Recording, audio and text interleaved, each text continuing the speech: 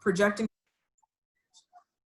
And then we're also going to go into a little bit of NIL, and then we've got some election material towards the end for our social justice or social issues portion of the programming and everything else. But we're gonna go ahead and get started with our mentee and just get you guys thinking about what you want to learn or what you're looking forward to. So Chris, if you wanna go ahead and start with the questions. If everybody can get their cameras turned on for me, that would be perfect.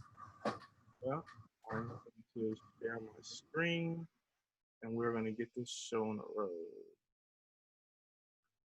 All right, so we're doing Menti again. Let me drop the link. What happened to it?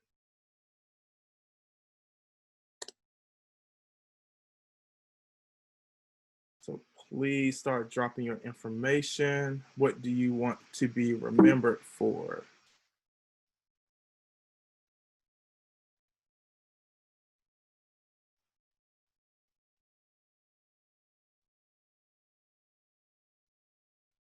Kindness, character, overall being a good human being, kindness. Still got people logging in. Are we talking about life or at Charlotte?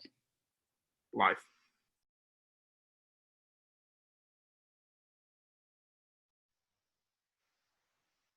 Character, trustworthy. I mean, that'll go a long ways too. Recommendations and everything else.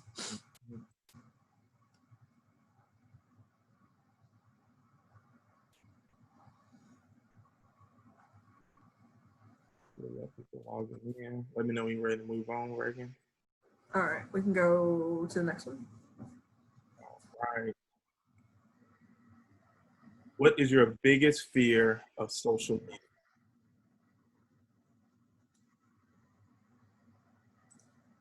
What is your biggest fear of social media?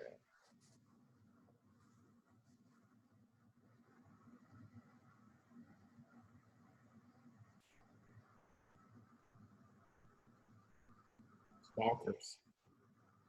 Being hacked. Hurting my reputation. Constant comparison. Perception. Stalkers being judged negatively. Being judged others too much.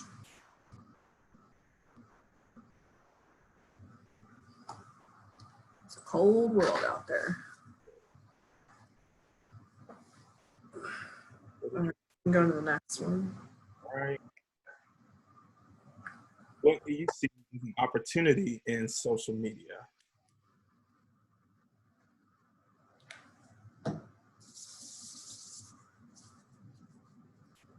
What do you see as an opportunity in social media?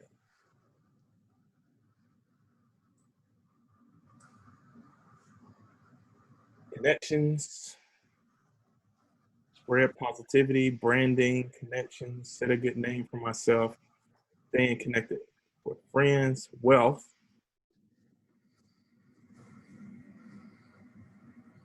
Influencing changing culture.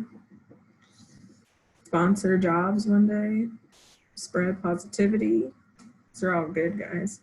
Ladies. Okay. Where do you see yourself in 5 years, especially with y'all in your college career? Where do y'all see yourselves in 5 years?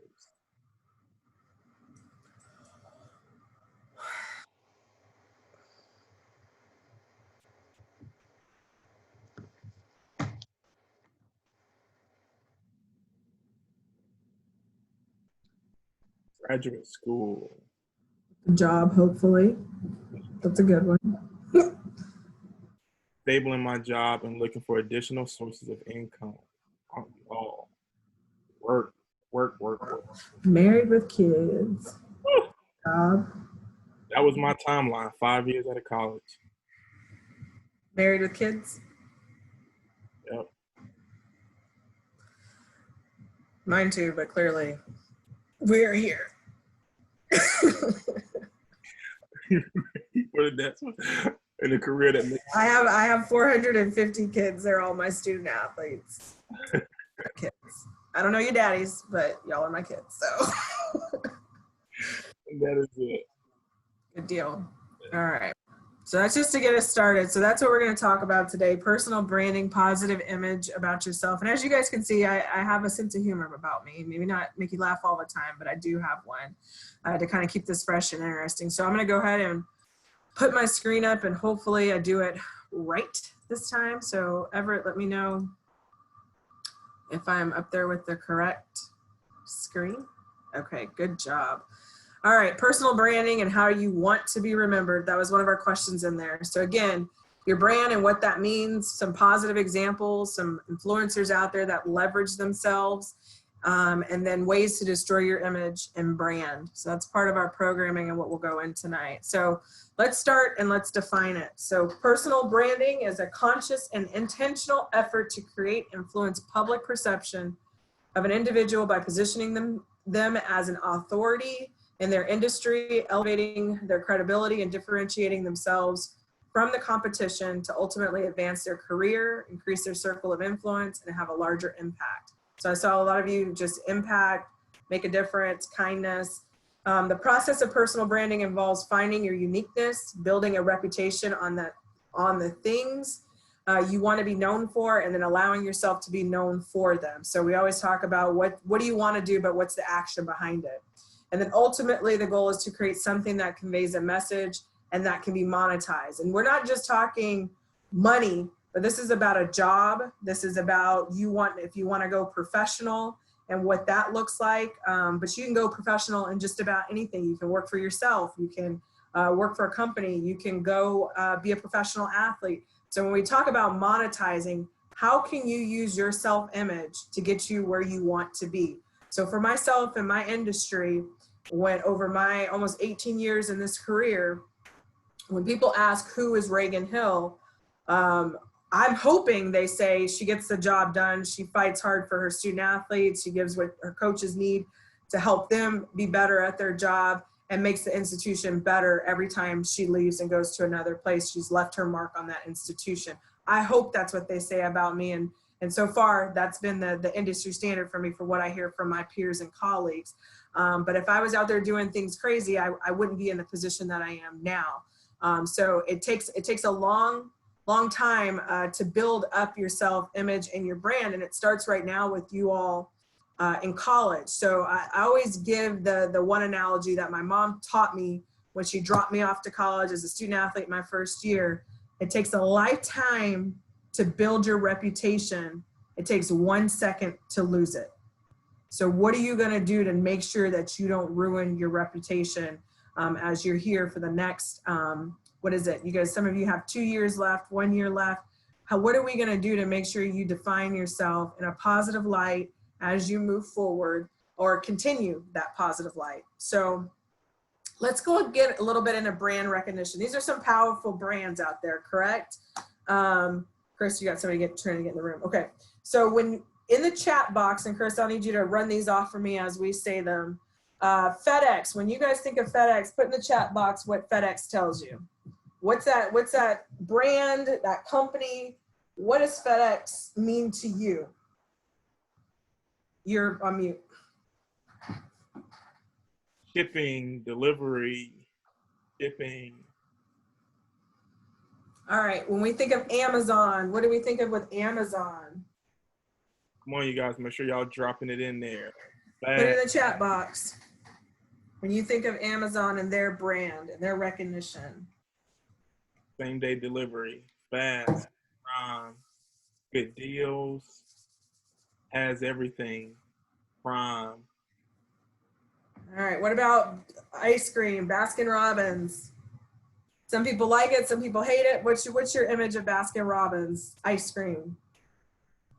It's okay. It's okay. Peanut butter and chocolate's my favorite flavor. 31 flavors, average, not DQ. Tostitos, what about Tostitos? Friday, sugary. There's some haters of Baskin Robbins. Salsa, wonderful, chips and queso. Queso. What about Starbucks?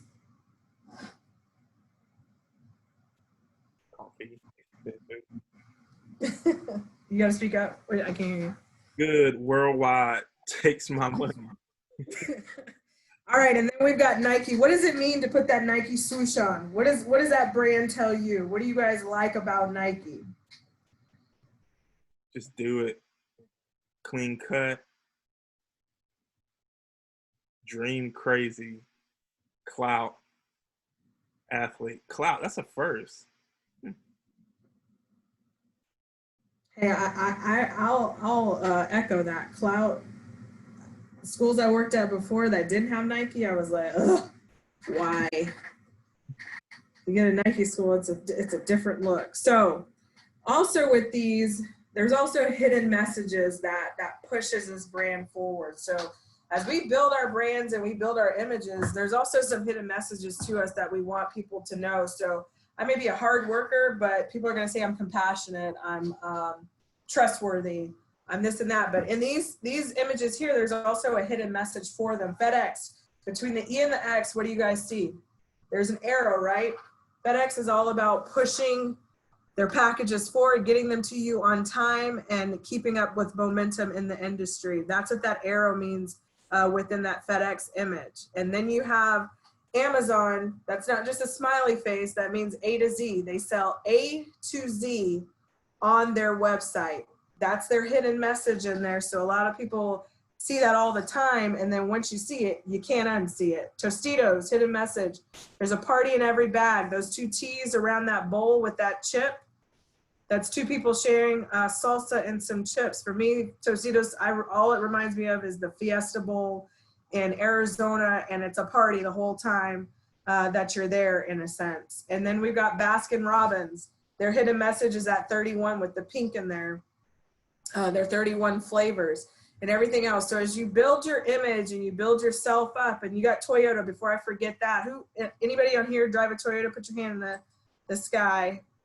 Me too. So that Toyota, your emblem, it actually spells out Toyota, and you can see that in the imaging there, but also it embodies the heart and compassion of their company, and making sure that they're moving their product forward and it's the best thing for their customers. So, and that's what Toyota's always been branded about. So again, as you guys think of self-image, what's the outer portion of it, but also what are other things that people say or that you want to be known for. So Amazon, yes, they have everything from A to Z, but it gets there quickly. You can have Prime, they've got movies, they've got books, they've got food, they've got everything. FedEx, it's gonna get to you timely, but there's all these little hidden messages in there that you can make come to life with your brand and any opportunity that you have. But here are some positive people out there that have leveraged their sports.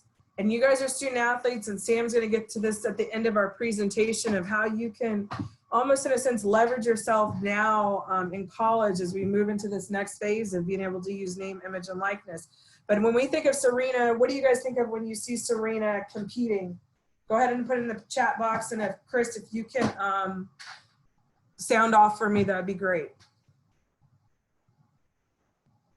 So when we see Serena Williams in public eye, what do we think of?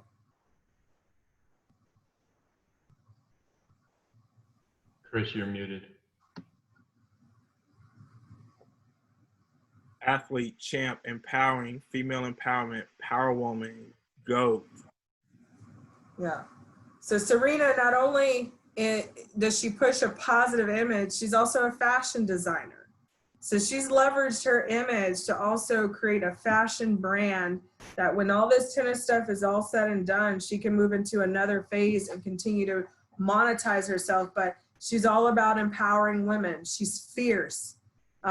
She's passionate. When people would say maybe she's angry, she fights for when women are projected a different way in tennis that a male may not be projected. She'll yell at a ref, or a male will yell at a ref, and they'll have a different reprimand. But for Serena, she's been suspended, she's been finished in a tournament, but she keeps persevering because she keeps shedding light on women's issues and things like that. And then we got LeBron. Right now, LeBron's been taking some heat over police defunding and everything else, but Have you guys noticed that none of his brands have dropped him? LeBron has built his branding based on his values and what moves his community forward. And so LeBron could have easily gone with a burger company, but that's not helping his community. That's not helping the obesity rate, the malnourishment rate and stuff like that where he grew up. So he's aligned himself with companies that are moving society forward. So when he speaks up and speaks his mind, he's with the right people that are also speaking that same language. And that's why his popularity has become so big. He's built schools. He's obviously clothes and different companies he's branded with. And then we've got Michael Jordan, the all-time GOAT of marketing. The man has made $1 billion, and really it has not, the majority has not come from basketball. It has come from his marketing endorsements because he, for the most part, and if you watch the documentary, kept a pretty clean image with, pretty clean, I say that, with what he did, and he continues to grow it. He's done fabulous things in the Charlotte community with low income, with Navant Hospital for low income families to be able to get free healthcare and things like that. But along the way, what he did to make sure his image wasn't tarnished and a company would latch onto him, from shoes to food to clothes to whatever you name it, Michael Jordan has been sponsored by it in some way, shape, or form. And then we've got Christian McCaffrey, right? He is Mr. GQ now. So he's going in a different route. A lot of athletes go on to modeling. That's what he's chosen to do. So he's gracing our covers of GQ. But again, clean cut image that people have gone after him. Now this is just, these are people in their sporting world that, again, I'm not gonna compare you guys. Some of you will get to this level. Some won't. Some will get to this level in their career. But this is just showing how they leverage their name and their image in a positive light to help grow them and grow their brand in society. And you guys can do that every day. We see everyday people doing this within our different platforms. So I'm going to stop sharing my screen and I'm going to show you, this is going to be a familiar face for some of you guys, but how they are doing positive things and pushing their brand in a sense in an unconventional way, but new way that we see all the time. So some of you guys notice this person. This is one of our former soccer players here at Charlotte, and I saw Jamie come across my page on some stock stuff. My college athletic experience, one of the biggest things I learned was the power of visualization. Again, I'm not seeing it. I'm still seeing your PowerPoint. Right.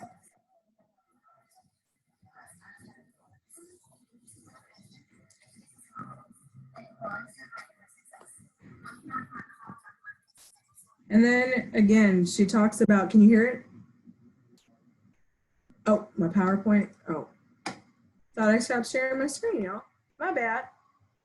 Let me go back to that so you can see it better. Here we go. You probably heard her voice. There we go. So here's Jamie. There we go. So you guys can tell her.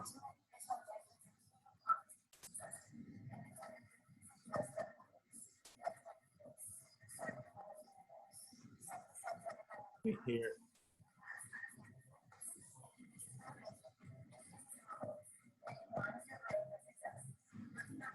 And then the ones that she's Kelly, are you filming? So you're sending it to her?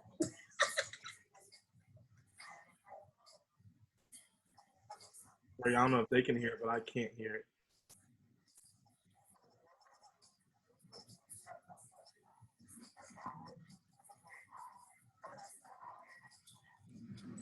So I actually hop on her stuff and listen to her every once in a while to see what new videos.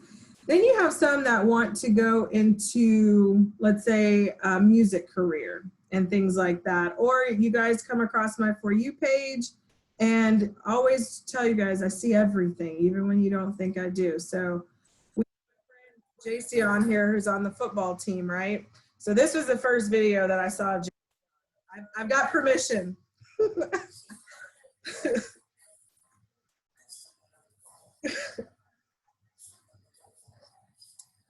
So, but then Jason, I told him, turn it up. Okay. So then for the other one, it was a music video that he's trying to obviously produce some music out there. So he did a video, a background, and then he also had production.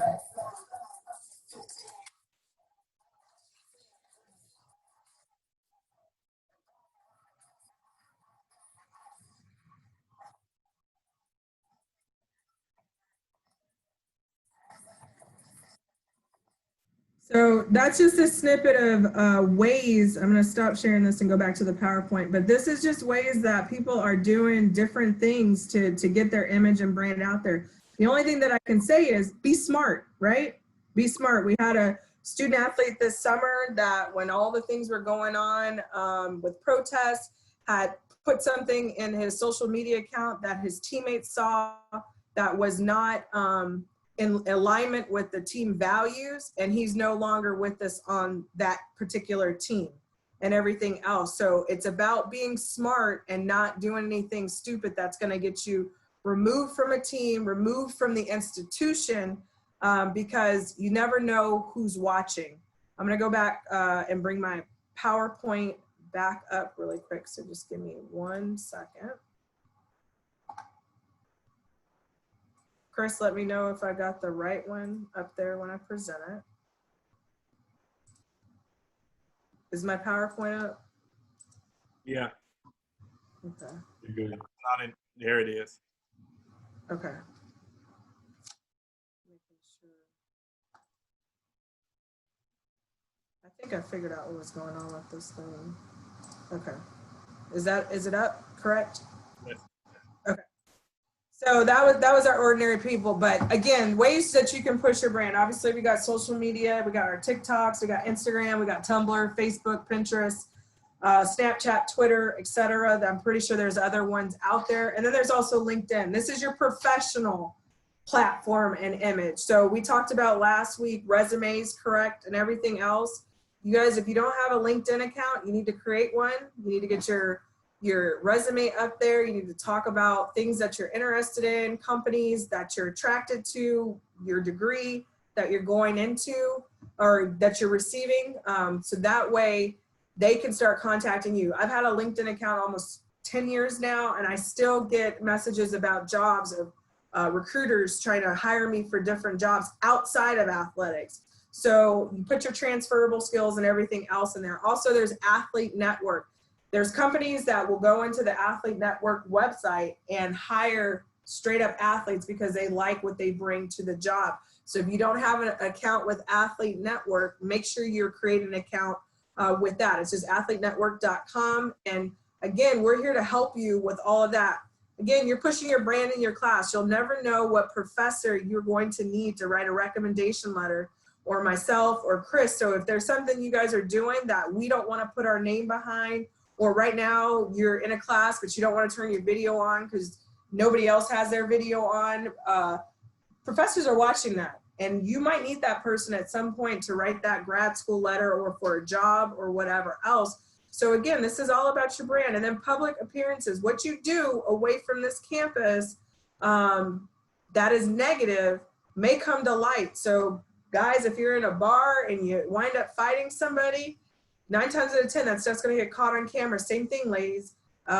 Walking somewhere and, or if you're getting into an altercation or you're out there drinking, this is for everybody, and things pop up, you just don't want that image of yourself out there branded. And again, these videos we know don't go away.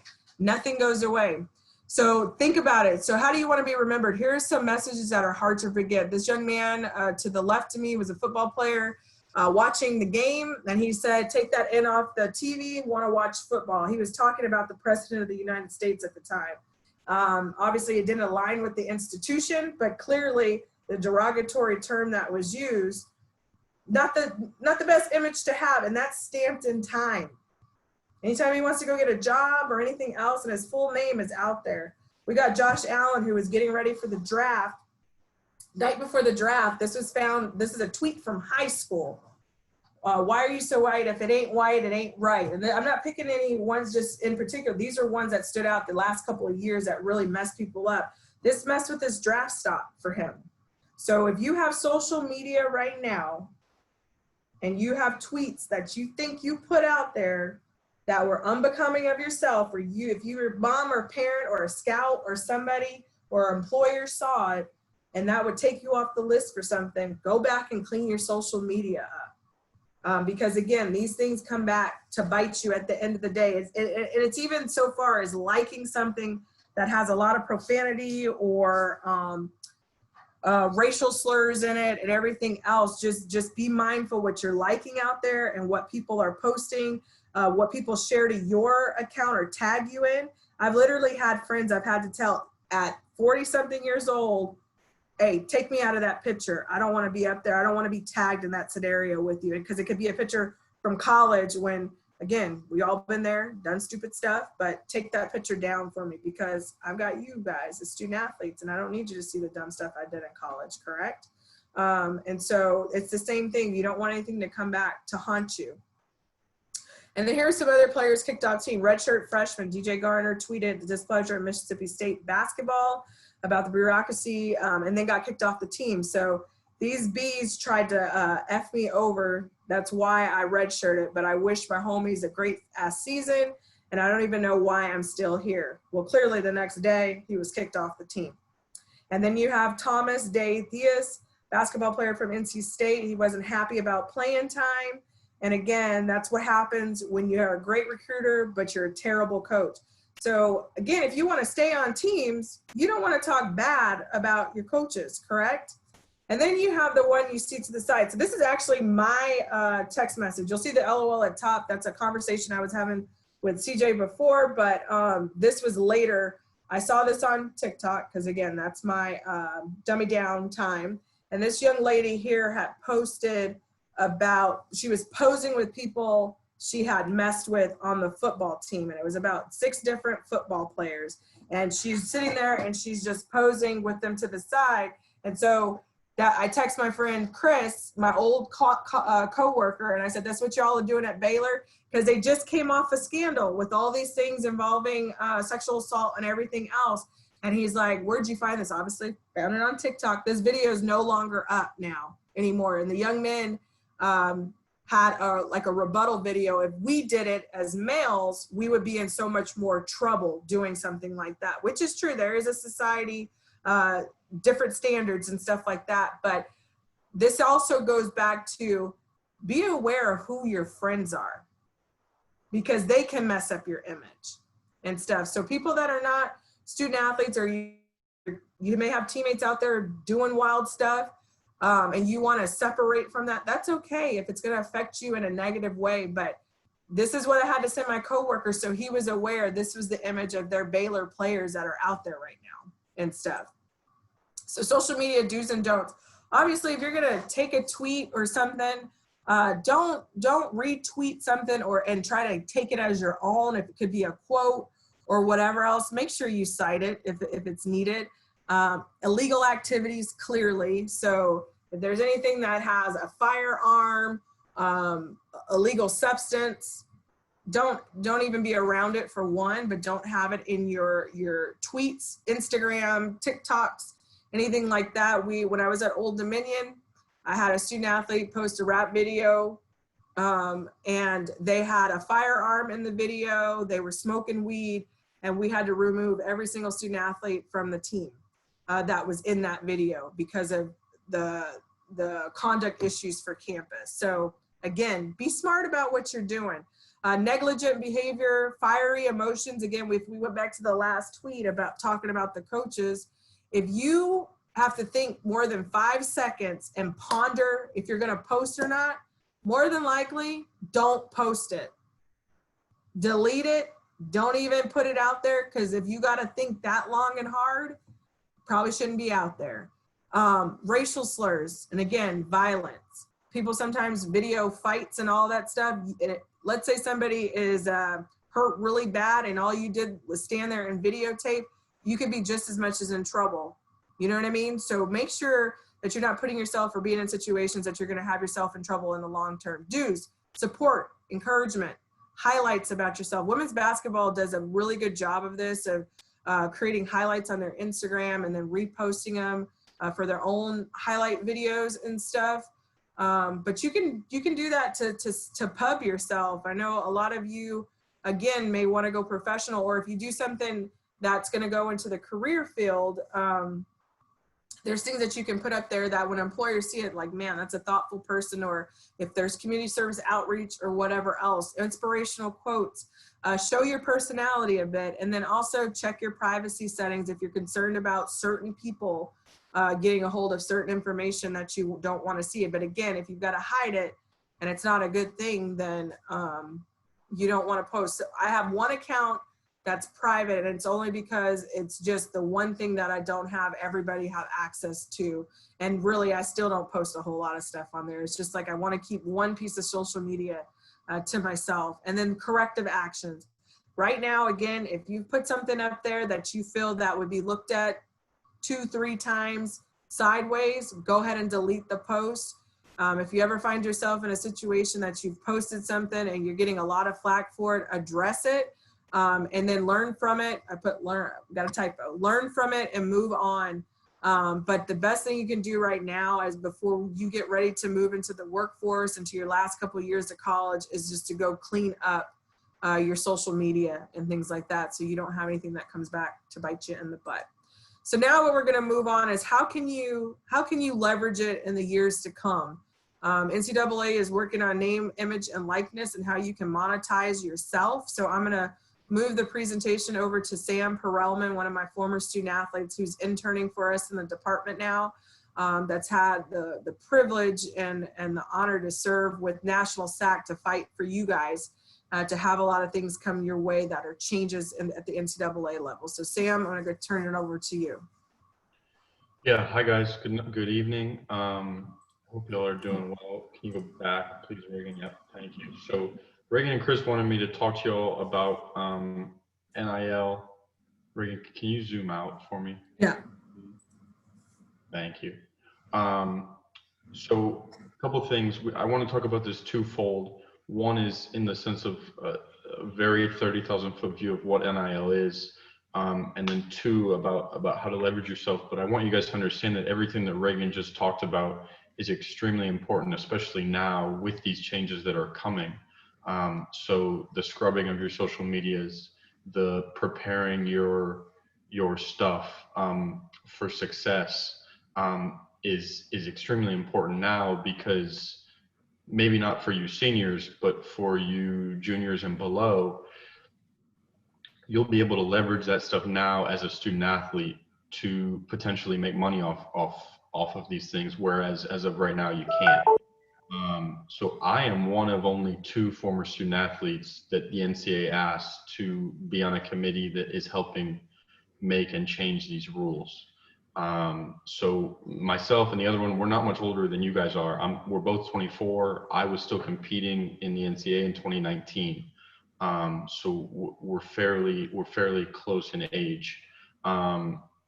I want you to understand we're going to do a more in-depth education of NIL for those of you that are interested in it. While you seniors, it might not affect you guys while you're still competing. That doesn't mean I don't understand and haven't learned how you can leverage this outside of college as well. So a lot of what we'll do will be very beneficial for you guys in that way. This image here on the left, as you can see, this is a very easy image that the NCAA has put out about what NIL is. Obviously, we will go more in depth in this when we do a bigger education piece. But those bullet points on the right are some examples of NIL. The second to last one, as you can see, is social media endorsements. So these are things that, whereas right now, you as a student athlete, if you're an influencer or you have a fairly large following on any social media, cannot really monetize that in a way. Reagan, if you can zoom back out. So there are 2 things that I want you guys to take from that. right now. One is I will drop that link into the chat, and that is the NCAA's sort of official website of what NIL is. So if you actually want to learn or educate yourself prior to any education that I might be providing you, you're more than welcome to go to that website. And two is if you want to talk one-on-one about NIL or how to leverage your brand, I want you guys to get in touch with me. I work right next to Reagan. We spend pretty much every day together. So if y'all ever want to stop by, you can see her shaking her head. She hates it. But if y'all want to stop by, we can chat. We can talk about anything it is about your social medias, about NIL, about how we can try and leverage those things. Reagan, if you can go forward, please. The second thing Reagan and Chris wanted me to talk about was how I leverage my own brand in this sense. So like I said, being one of only 2 former student athletes to be asked on this committee is not an easy feat, if you will. So I did it through SAC. I had a similar position to Ellie when I was in college. And I used that and made my way onto the conference and then made my way into Division I SAC, NCAA's Division I SAC, eventually becoming the vice chair. You don't get that without branding yourself personally and having people talk highly of you, similar to Reagan's quote earlier about leaving people with what you think. And then you don't get asked to be on these committees without the NCAA scrubbing your stuff and making sure that there's nothing on there that they don't like. So these are things that you guys can do, not money wise, but positive to your resume, positive to your learning, positive to any and all things like that for your brand. So I think one other thing, Chris, you want to do I can't think of what that thing is called, but one thing I wanted to do is I want to try and tailor these future NIL presentations to you guys. So Chris is going to put up one of those, what's it called? Mentees. And if there are any questions that you guys have about NIL, I want you to write them in there. If you're interested in anything, Chris, I think you're doing the Google Forms after. Write them in there. Chris is going to send them to me, and I'm going to make sure that is included in any education that we do, so that it can really be tailored to you guys. Chris, can you put some of the answers up there just so we can see them when they come across? I think it's set up so that they will come across if they come in. Oh, okay. Gotcha. Is that right, Chris? Okay, cool. Cool beans. All right.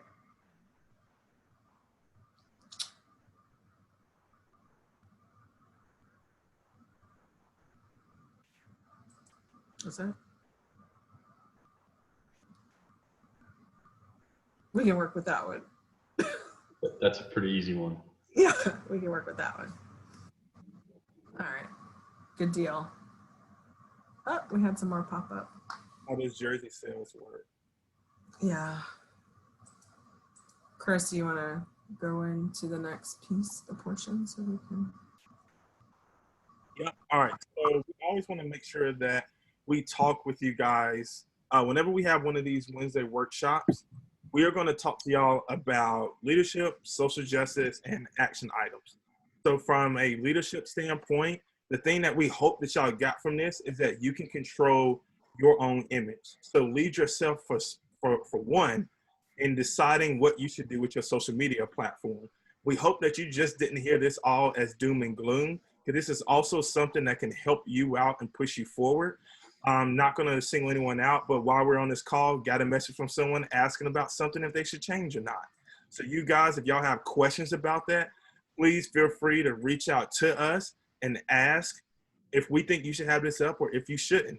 And the other thing you can do from a leadership standpoint is police your teammates, because I would hate for you guys, when you do start back playing, for you to be on your way to a championship, somebody on your team, whether they play a lot or not, post something, the next you know, your team is under investigation. Before you guys were even here, this is something I thought about after our last call. We had something happen with one of our teams that almost our whole department became under investigation because of one person doing something. So we need you guys to be policing each other, because you never know what can happen from a single post. And to go back to one of the things that Reagan showed y'all with Josh Allen, the thing he posted, it was in 2013. He was drafted in 2018 and was responding to something that happened 5 years prior. So this is something that you guys, like you said, you need to sweep through your social media. If there's something on there that you don't like, clean it up. If there's something that your teammates are doing or that they have posted, clean it up. We just want you guys to be able to help each other out. And Sam already touched on NIL. The other thing from a leadership standpoint is that you guys should know that it is almost time to vote. So we want you guys to make sure you are registered to vote. So in saying that, we're going to now switch to social justice. We want you guys to make sure that you are first kind of balancing what you are getting in your intake. So please make sure that you are doing everything you can to follow multiple sides of the equation for people that you might be voting for. Please make sure, please make sure that you are both looking at Democrats, Republican, Green Party, Independent, whatever. Please make sure that you're getting everything you can, because if you're watching just one news channel, they're going to blow up one party and then they're going to lift up the other, and vice versa. So make sure that if you're thinking about voting one way, that you look the other way, so that you can make sure that you are getting everything you need to know and you're not just getting false information or only half of the story. So do you have the video ready? I'm ready to go. Yeah. So we're, as a department, we are not telling anybody which way to vote. I have to make that very clear to you guys. We just want you to be aware and to be mindful of your civic duty for those of you that are obviously U.S. citizens that can vote, and everything else. If you're looking to register to vote at home through absentee ballot, time is running out. So I sent you guys that email last week just about where to click to find your information. If you do want to get registered for Mecklenburg and North Carolina, you've got 30 days to get that done before election is here. But we also want to just tell you on election night how you're going to be able to tell who is winning the race. And so I'm going to go ahead and play a short TED Talk video for you guys, just to make sure you guys are aware of this. And then I'm going to show you the ballot, a sample ballot that we have available for North Carolina on how you can research your candidates as well. So we're going to go ahead and play this video. Chris, let me know if you guys can hear it.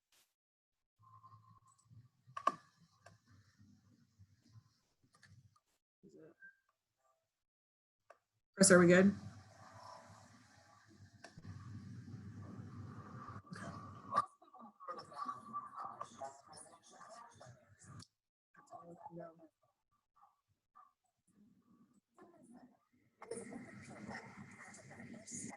Formally elected president.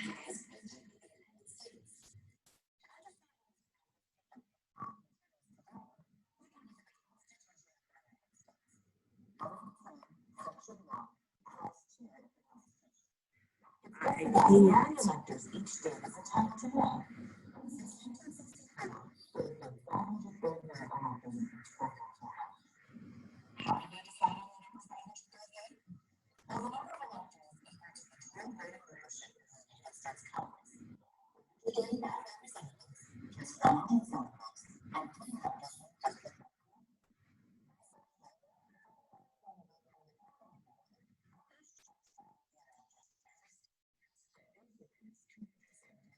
Reagan, we can't hear anything at this point. Do you want to You try? guys, can everybody else hear it? Just no, can't hear it at all. No, I'm just reading it because I was reading it. Okay. I don't know why it's doing that. Me? And since they could hear my music, I guess, better earlier, so maybe my speakers work better. You can do it either way. It's the same way we play everything. So I don't have a video. That's something. see me and Chris fight over the internet. But Chris, go ahead and bring up the video if you have it, and I'll find out. I don't. Can you send it? Like, drop it in the chat and I'll pull it up for everyone. Yep, I can do that. And then also, y'all have the link in case you want to show your teammates, friends, family members, or whatever. I'm gonna stop sharing. That sucks because we had it on the last one. Sorry guys, give me 1 second. See if that comes up correctly, Chris, first. And we were at 127 in, so. One voluptuous. Did it come up?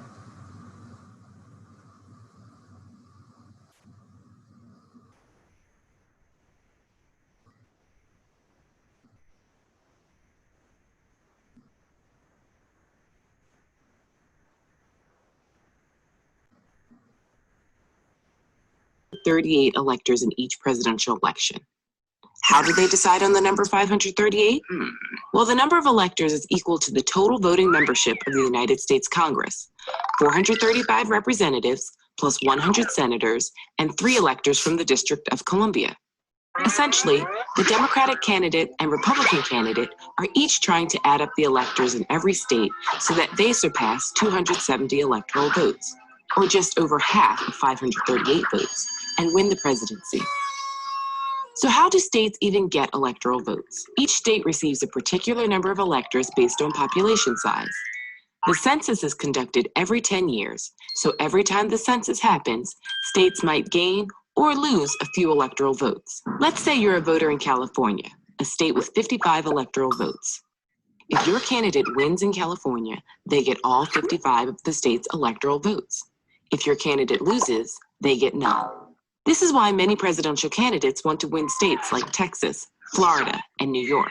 If you currently add up the electoral votes of those 3 states, you would have 96 electoral votes. Even if a candidate won North Dakota, South Dakota, Montana, Wyoming, Vermont, New Hampshire, Connecticut, and West Virginia, they would only gain 31 electoral votes total from those 8 states. Here's where it can get a little tricky. On a rare occasion, like in the year 2000, someone can win the popular vote but fail to gain 270 electoral votes. This means that the winner may have won and collected their electoral votes by small margins, winning just enough states with just enough electoral votes, but the losing candidate may have captured large voter margins in the remaining states. If this is the case, the very large margins secured by the losing candidate in the other states would add up to over 50% of the ballots cast nationally. Therefore, the losing candidate may have gained more than 50% of the ballots cast by voters, but failed to gain 270 of the electoral votes. Some critics of the Electoral College argue the system gives an unfair advantage to states with large numbers of electoral votes. Think of it this way. It is possible for a candidate to not get a single person's vote, not one vote, in 39 states or the District of Columbia, yet be elected president by winning the popular vote in just 11 of these 12 states: California, New York, Texas, Florida, Pennsylvania, Illinois, Ohio, Michigan, New Jersey, North Carolina, Georgia, or Virginia. This is why both parties pay attention to these states. However, others argue that the Electoral College protects small states such as Rhode Island, Vermont, and New Hampshire, and even geographically large states with small populations like Alaska, Wyoming, and the Dakotas. That's because a candidate can't completely ignore small states, because in a close election, every electoral vote counts. There are certain states that have a long history of voting for a particular party. These are known as safe states. For the past 4 election cycles, in 1996, 2000, 2004, and 2008, Democrats could count on states like Oregon, Maryland, Michigan, and Massachusetts, whereas the Republicans could count on states like Mississippi, Alabama, Kansas, and Idaho. States that are teetering between parties are called swing states. In the past 4 election cycles, Ohio and Florida have been swing states, twice providing electoral votes for a Democratic candidate and twice providing electoral votes for a Republican candidate. Think about it. Do you live in a safe state?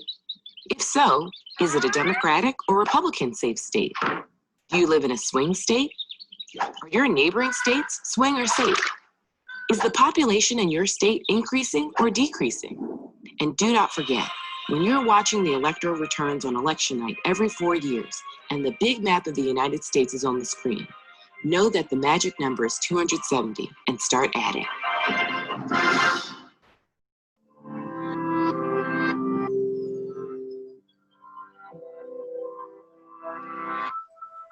Nice screensaver, Chris.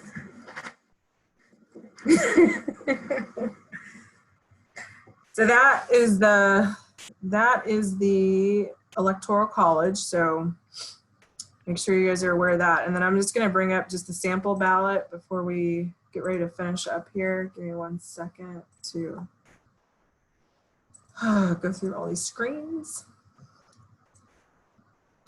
So in North Carolina, they have a sample ballot, and this is if you're in another state, they should have sample ballots as well. So what I will do is I will take this ballot, I will go through everything that is either in my county district, as well as obviously the candidates for the major offices, president, US Senate, governor of the state, and then I will go do my research on all these candidates, and then I'll already fill my bubbles in. So when I get to election day, then I can just hurry up and go through and click on who I want for that. Now, everybody is not gonna, there's like 26 possible